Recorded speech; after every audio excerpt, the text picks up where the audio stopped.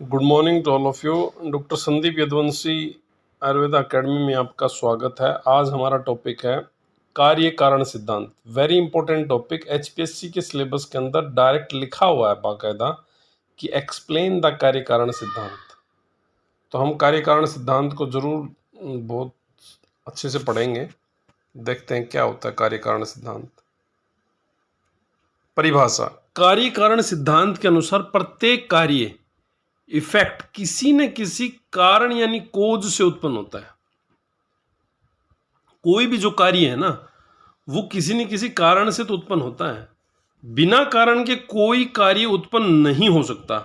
आयुर्वेद में रोग, स्वास्थ्य, शरीर, औषधि तथा चिकित्सा के सिद्धांत को समझने के लिए यह सिद्धांत समझना बहुत आवश्यक है।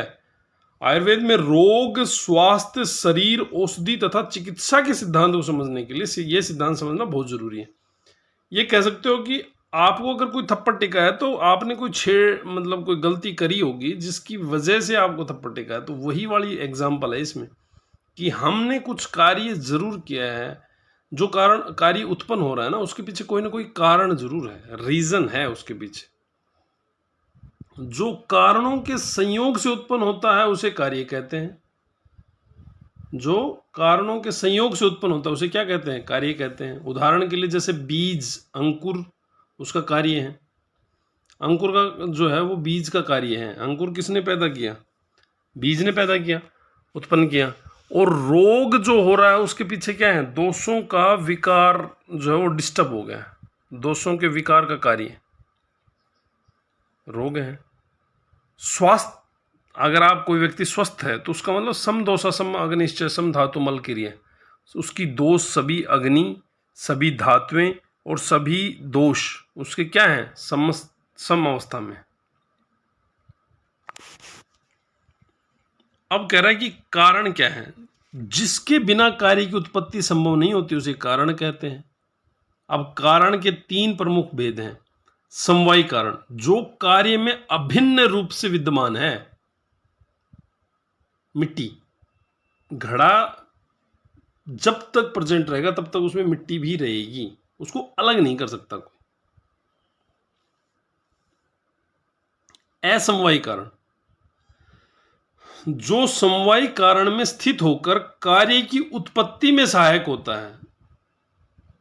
जैसे कि मिट्टी का रंग, घड़े के रंग का कारण।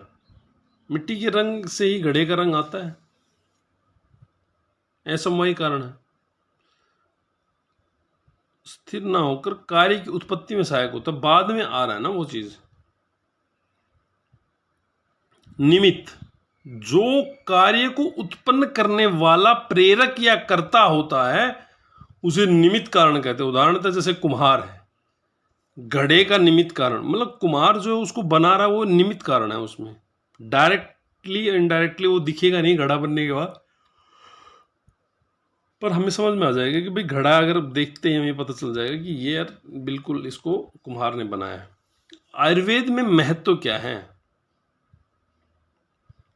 रोगों के कारण हेतु, रोगों के कारण हेतु पहचान करने में, रोगों के कारण को जानने के लिए, भाई कोई पेशेंट आया तो उसको किस रीज़न की वजह से कोई बीमारी हुई है उसका रीज़न जानने के लिए हमें आयुर्वेद ज़रूरी है।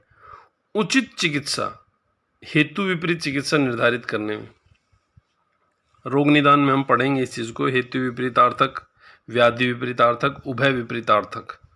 रोग की उत्पत्ति यानी संप्राप्ति को समझने में, स्वास्थ्य संरक्षणम एवं रोग निवारण के सिद्धांतों का आधार। आयुर्वेद में महत्व हमें पता चल गया है।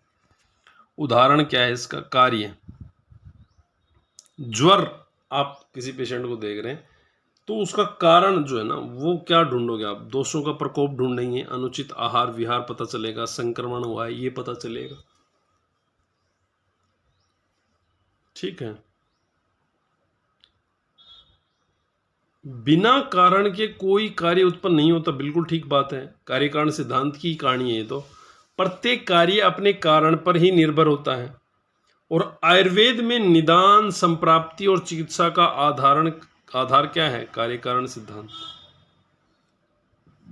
सांख्य तथा न्याय और वैशेषिक दर्शन में भी कार्य कारण संबंध का विस्तृत वर्णन मिलता है।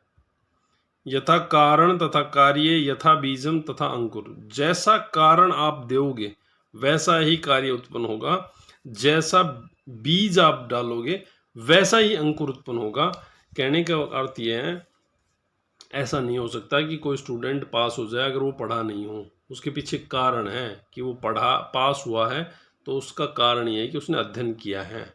कोई व्यक्ति फेल हुआ है, उसका कारण ये है कि उसने मेहनत नहीं करी, पढ़ाई नहीं करी, उसके पीछे कारण ये है। कोई व्यक्ति बहुत टॉप कर गया है, उसके पीछे कारण ये है कि उसने बहुत ज़्यादा पढ़ाई करी।